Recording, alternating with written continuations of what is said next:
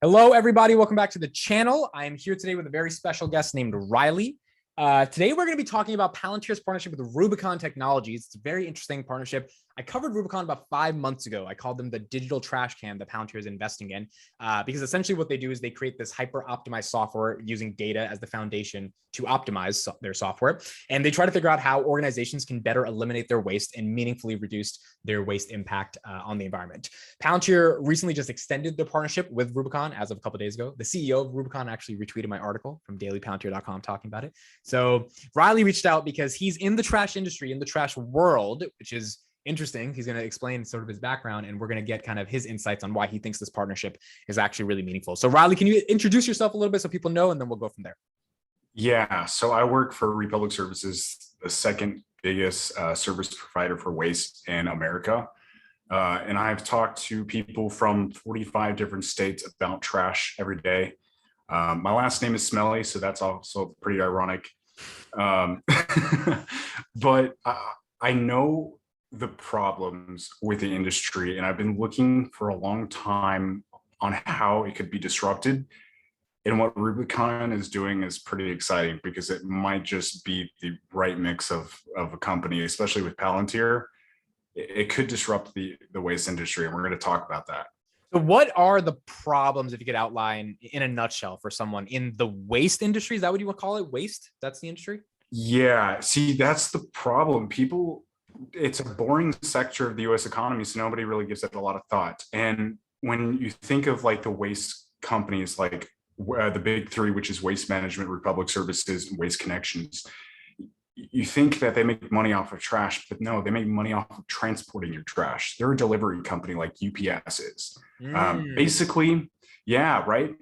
And the way you can disrupt the reason why you can't disrupt these big companies is because they're making a real estate play. They go within a bunch of lawyers into an area, and they try to get a landfill as close as possible to a population of people as humanly possible without people complaining, protesting, and then also just being held up legally for years. So if you can do that, you can get really good economics on transporting trash into the landfill. And if you own the landfill, you own the entire transportation system of an area. Right. So for instance, if you go to Las Vegas just didn't care. They had so much trash, they didn't know what to do with because there's just a ton of experience entertainment in Las Vegas, and they just produce so much trash. And they also live in a desert. So it's really cheap for them to say, hey, make a landfill. We don't care how big it is, just go. So in Las Vegas, they have the best waste services like in America. I can throw out a couch anytime in the day and it'll be gone before morning. Like, right. Yeah. So right there. Are you in Las Vegas right now as well? No, I'm in Texas, okay. But I get calls from Vegas. Okay. But the point is, how can you disrupt a billion-dollar company that owns the infrastructure to transport the trash? You can't. Unless you do what Rubicon is doing. You do it digitally, right? Yes. Okay, so what Rubicon is doing in a nutshell is taking the old adage of one man's trash is another person's treasure. That saying there, that's a data problem. We don't know whose treasure it is, so we don't care. That's why we throw it away. If we knew the person that your trash was valuable to, you would want to make money off of that trash, you know? Right. So Rubicon right now, as we speak, is not only in America, they're also in Canada and in Europe and in London, and I think Japan. I might be thinking about Wejo. Your interview with the Wejo founder was pretty cool, I get really excited about this because there's parallels between that business and this. But what Rubicon is doing in Kentucky right now, which is their headquarters, they have like a signed agreement with their entire municipality over there. What they've done is they put cameras in the top of these garbage trucks, and they're live. So whenever a truck driver stops at a house, dumps the trash in, they have a computer that's machine learning what the trash is coming into the truck. Wow. So like, think of the implications of this right now.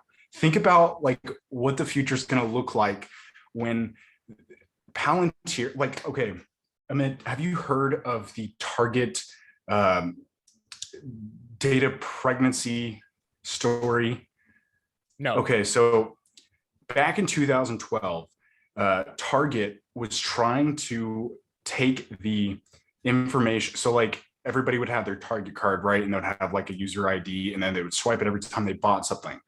And whenever they swiped their card, Target stored that data. And then they try to use machine learning to figure out, and this was a decade ago, try to figure out what people will buy next, depending on what they buy now. So there was this weird story where a father came into Target yelling at the manager saying, "Hey, why are you I sending?" remember this. They got You ads for do. the, yes. Yeah. So exactly. Okay. So the father comes in screaming at the manager saying, "Hey, why are you sending my 17-year-old daughter pregnancy ads and baby like items and stuff?" And the manager had no idea what he was talking about. He apologized. He tried to help him. And then the manager called back 3 days later because he wanted to apologize again. And he found out the daughter was actually pregnant and the father didn't know because the father brought it up. Yeah. What happened was Target found out that this girl was buying a lot of things that pregnant women usually buy around their second trimester. And so Target in 2012 was able to identify just this odd like situation just because of people's purchasing habits. Now you think that's crazy. What happens when a company has the data of all your waste? And I can tell you it's far more valuable data. I've talked to police officers that are trying to set up sting operations on an individual's location. They're like, "Hey, can we like have a ride along with the guys in the truck?" Like, your trash tells everything about you. And if you can categorize that and machine learn it, you're going to get rid of recycling because everything is going to be recycled and sold. It's the reverse Amazon. Wait, say that again. If you get machine, you're going to recycle everything. That basically, if you can figure out where everything's supposed to go, it's better for the environment because it gets recycled, and then you can sell it so it doesn't burn in a graveyard, right, or a trash yard. Kind of. You're still thinking that trash is a thing. Trash isn't a thing anymore. If like in the future, trash isn't a thing. Trash is a word we decided to put on. So my Doritos bag, I throw it in the trash. In the future, what does that mean to that Doritos bag? The future means that Rubicon now knows that you eat Doritos. And not only is that valuable, it's profitable to know. So like, think of the implications. Rubicon, let's say in the future, Rubicon is in every trash truck in America, and it's Super Bowl Sunday. Now Rubicon is the company that knows exactly which state, which address, which zip code drinks the most, because they see all the thing. And then you also have like weird insights on companies as well. Like if you're servicing Chipotle's trash and then also Chick-fil-A's trash, and you see Chick-fil-A has a lot more trash this quarter than Chipotle, you might that might be like a really simple way to look at it. But machine learning, we know, like, based on just the Target story 10 years ago, how valuable and weird ways that a machine learning algorithm can derive data and be able to speak to that. So it blows my mind, because what's going to happen is Rubicon is going to be able to monetize this data and also be able to reroute. And the hard part is sorting it, but recycling is kind of a hoax in this country. Like, up to 2 years ago, we were just taking all of our recycling trash and just transporting it to China.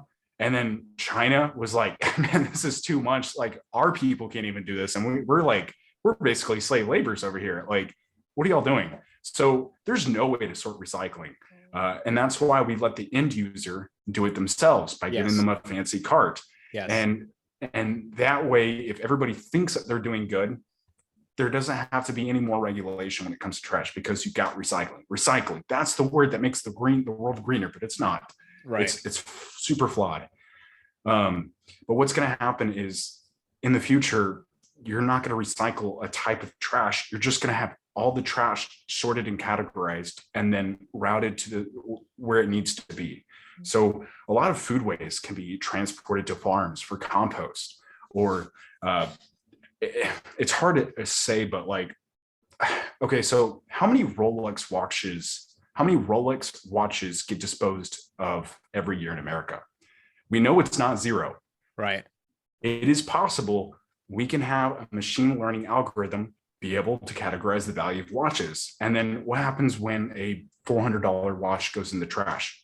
Hey, $400. Yeah. $400. That's No, that. this is so interesting because this is a massive problem just in terms of the amount of things we throw away that like literally one man's trash is another man's treasure. So if I throw away this cowbell that I do my morning live streams with because I don't care about this cowbell anymore, that cowbell might be really valuable to someone that might be willing to pay $5 for it. And if in a trash yard, it gets pummeled and it burns and it's just ashes, which is ultimately waste for the environment. Yeah. So either I, as the end consumer, put this on eBay and sell it for $5, or it goes into a trash can because I don't care about selling it on eBay. Rubicon's machine learning cameras be like, oh, blah, blah, blah, blah, blah. This is worth $5 on that like fancy screen. And then they figure out. So could Rubicon then like legally get like buy this thing for $4 and then sell it for $5? Because they recognize the trash I was there. Yeah, there's so many ways that we can cut this problem, and Rubicon could just pay the people like, hey, we went through your trash, and this is how much we would like to pay you. So you're not going to have a bill this day because we were able to make useful. Like somebody out there is going to buy a piano, right?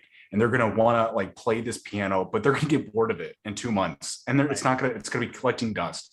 And they could either go through the problem of listing it on Facebook Marketplace or trying to find a match for a person, or they could just set it out on the side and on their curb, and then have the trash truck come and say, "Hey, look, this so and so model piano. This is worth this much money on the market," and then it reverse Amazon's the piano into a distribution center, and then it lists it somehow. Like when I say reverse Amazon, I'm almost being very literal because Amazon had a problem with an infrastructure. Like they're trying to get stuff out to people. So they had to build all these like infrastructure warehouses to be able to sort things quickly.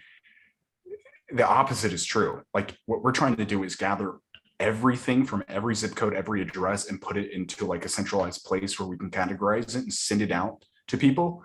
Right. Yeah, I mean, a lot of. Go ahead. I mean, like a lot of this trash isn't going to be valuable, but oh man, the data will be super valuable. If you go to Waste Management or Public Services website right now and you look, they both have like residential services, commercial services, industrial services. Residential containers, you click on that, and everybody in America has like one of three like type size containers, unless you live in a weird place like California where they go crazy about it. It's going to be a 95 gallon, 65 gallon, and a 35 gallon container. The company doesn't know how much trash you're getting, so that's why they give you the option to pick the containers. In a data-driven world, you're not going to have that problem anymore. You're just going to put the cart out whenever you want, and the truck is going to learn and pick it up and then measure your trash. Also see that you're eating Doritos, and this calculation of percentage of people that eat Doritos in this location is probably going to eat Dorito package about maybe once or twice in the next coming weeks, so that their trash calculation, like they're going to be able to determine how much trash you're going to be putting out. They could sell that data to the local shop right in that area. Oh, right? for sure. And not only that, this has implications for businesses, governments. Like imagine what Palantir does for terrorism. What like police on local levels, the way that they can implicate people is through their trash. If there's somebody's like making meth, like ironically, I was watching Breaking Bad with my cousin the other day, and they were going through the trash too. So it's you're saying this stuff. Yeah, it makes sense. Oh, was that the scene where he finds the broken plate? Yes. The first couple episodes. Dude, it's amazing. Crazy. That was crazy. So yes. It's really interesting. So let's talk about Rubicon and competition. Would they be competing with Waste Management, or would they just like have a partnership where their cameras make Waste Management's machines better? Yeah. Waste Management and Republic Services and Waste Connections have no interest. Why would they? They have the real estate landfills. They own the landfills. Yes. Right now, Rubicon has the problem of, hey, where, like, they don't own any trucks. They don't own any infrastructure. Right now, they're focused on data and collecting as much data as possible. So not only are they putting cameras that are machine learning what people's trash is going into the truck, they're also putting like emission trackers on top of the truck to because these trucks go in every address in the entire zip code of a municipality. So you can have real-time data by a weekly basis of where your emissions are coming from. What happens when a local government can say, hey, wait a minute, this specific address in our city is producing a lot of emissions. Let's see what's going on there. And then you're like, and then we can tax somebody or put a fine on their building because they're just having an enormous amount of emissions. You can categorize so many different things. Say that again. How do you find the data to figure out their person has emissions? What's the link chain there? Every truck services every address in a zip code. So if you put an emission receiver on top of the truck that just constantly cycles in new air from an area and tests that air at every address, you can find out where in the city or in a county or wherever, who's producing the most CO2 emissions or any type of emissions, and then be able to, as a governmental body, be able to stop that or find that. There's so many different ways that this can turn out really positive for Rubicon and just for all of us, This is interesting, man. This is so interesting, right? Because trash is so boring, so nobody's going to be thinking about this. But the implications of being able to measure and categorize trash on a massive scale is just absolutely insane to me, because it works really well. Our machine learning is really good. I can't imagine what this could be like in 10 years from now. Right. And so if people could almost get paid for their trash, if that trash is monetizable, and it's way more efficient than just burning in a landfill right now and offering, and this is the unique idea over the next decade. It's if data-driven decision-making really does transform industries, how much more could that change the world, make the planet more efficient, more effective, give people more opportunities? There's just a myriad of different things that happen as a result of these specific types of innovations. Now, in the context of Palantir, what do you like? So Palantir did a partnership with Rubicon. Do you think Palantir picked them because they see the potential of this and they want to give them access to Foundry as the operating system? 100%. You guys over here on this channel talk about edge computing a lot with Palantir. And that use case is that the trucks are now the data centers. Yes. Meaning they process in real time. I have a screen in front of me that says, holy cow, for some reason, everybody in America is throwing away bottles at the same time. Right. Of course, it's going to be way more complex than that, but live time data of trash inflow into the country, that's super valuable. And it's on the edge. So all the trucks are doing their own data. So my envisioning the next 20 years is when we have adoptions of AVs, like autonomous vehicles, and then trash trucks, and then the trash trucks processing the data, some way, I believe that all trash is going to be taken care of in the middle of the night. Everybody's just going to throw their trash out in the middle of the night, and it's going to be gone when we wake up, because these trucks will come in and be able to service the trash, categorize it. They'll probably have larger trucks that go with them in a fleet, and then they put the valuable stuff in one big truck, and then they continue to go gather other trash. And then I don't know, but we're talking some hive mind, type of trash system that categorizes everything. I think that's super, super fascinating. And especially what Wejo is doing. A lot of times, main waste providers now have problems figuring out what it's going to be like from day to day running these trucks on routes. It's literally like an air traffic control center, but worse, because there's nothing in the way of these planes. They can fly in circles, but for trucks, what happens when the police barricade off an intersection? you just lose an entire neighborhood of people are going to be calling you, screaming at you, saying, "Hey, why did you pick up my trash? My daughter's birthday is next week, and I can't live with this trash." And so we have to spend more money getting another person to come and drive out, wasting a lot of valuable gas because these trucks are super inefficient when it comes to fuel. They stop at every address every 10 feet, and they drastically change in weight and sizes every day. It's going to change so much more than just you know what I mean? Like, it's just not a data play. It changes the entire category of what it means to like be waste. And it makes sense for Palantir to invest with them and partner with them, because Palantir is all about building operating systems in different verticals. This, to me, it's not just a data play for garbage. It's a data play for a lot of the other byproducts of what you can do with that data based on the garbage, which becomes an operating system for waste in an industry. And it's global. Like, everyone has waste around the world. Yeah. It's not an American issue. It's like everywhere. So like, you could see Rubicon being used everywhere if this works. Yeah. Rubicon's really small.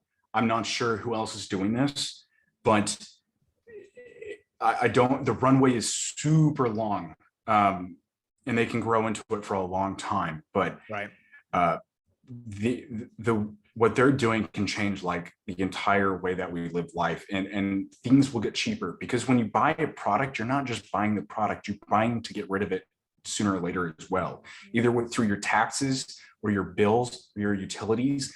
All that can be turned and thrown back into the market, and provide incredible value. Yeah, and create incredible value.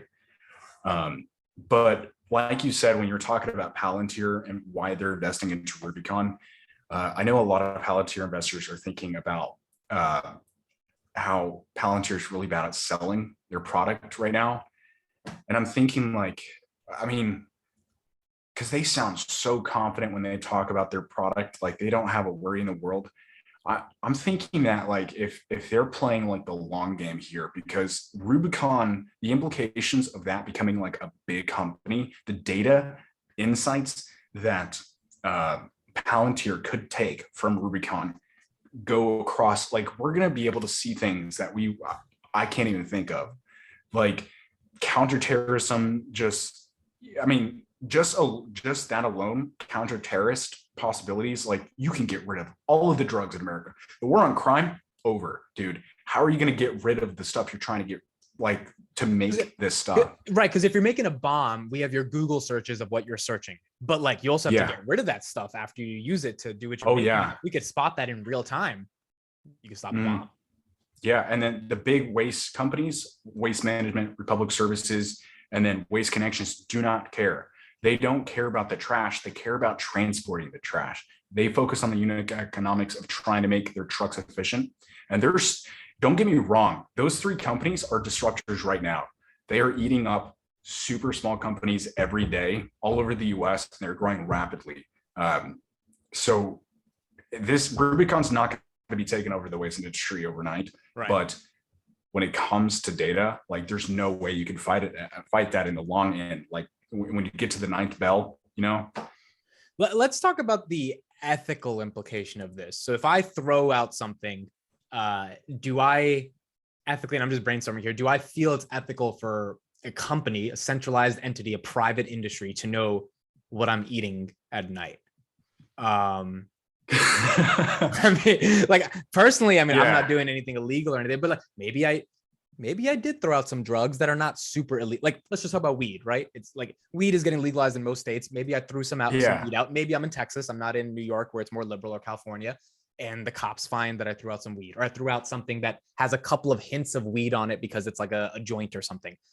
And then I go to jail for that. Like, is there a civil liberties thing there that's like icky? No way, man. No, this is going to, no, everybody's going to adopt this on every level, because, like, think about this. Trash is such a big problem for our generation and the new generation coming up. Like, we think about this way more critically than any of the generations past before us.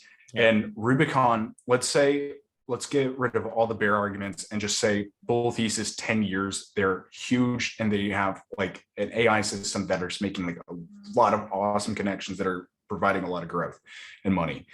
A lot of people think, okay, well, that's really scary. One private entity has all this power, but like, the amount of value that you're going to be able to receive from that company, your bill is they're going to be footing your bill. And Right. not also that, your trash, the leftover burger that you ate the other day is going to be going to some farmer that needs it, and they're going to be thanking you. So like, yeah, I think, and of course, like we end up not caring anyways. Like we always have these data privacy concerns, but look at where we are now. We're like Facebook, Apple, yeah, all these companies are taking our data, and yeah, I mean, we I don't think care. I think it's a nuanced thing because everyone cares about data privacy, but no one actually cares about data privacy, which is why they continue to give their data to these organizations. I do think the illegalness of the stuff, like a cop coming to your door because they found something in your trash, that's interesting. And I think there's ways potentially Rubicon could work around that. There's different things you could do with the data. I'm not sure how that works out. That's like, okay, there's a scenario that's a little icky, but the far majority, which is the trade-offs we have to engage in if we're trying to save the freaking planet, and the amount of trash we're burning every day is not good for the planet. We have to be able to weigh those costs and benefits at some point and be able to make sense of it. So it makes sense. It's interesting. When you told me on Twitter, yo, I'm going to blow your mind on Monday, I was like, I mean, I guess like we'll have this. It was you blew my mind, you follow through. It's crazy though. Like the implication, this is reverse Amazoning. And that's like the only way I can describe it, because you're taking trash, something that is inherently invaluable, and turning it into an asset, meaning like, oh my gosh, it's just like a gold rush for trash, possibly with data, the data implications. Right. I agree. Thank you so much, Riley, for being on. Really, really appreciate your time and sharing some knowledge. I think a lot of people are going to enjoy this one because this is one of those partnerships where you don't get to know too much about the industry of the partnership, but you shed a lot of light on it and really brought us to understand it. So thank you so much for being on. Everyone can follow him on Twitter. I'll put him in the description. And yeah, thanks for educating us about the trash. Thanks, man. I look forward to seeing you guys talk about more Palantir.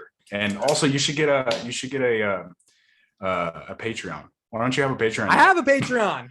Oh my gosh. There's a good segue. $5 a month. It's in the description. It supports the channel. You guys can check it out. There you go. I'll go subscribe. Thank you so much, Riley. I appreciate it. I'll have this out in a couple days. See ya. See ya.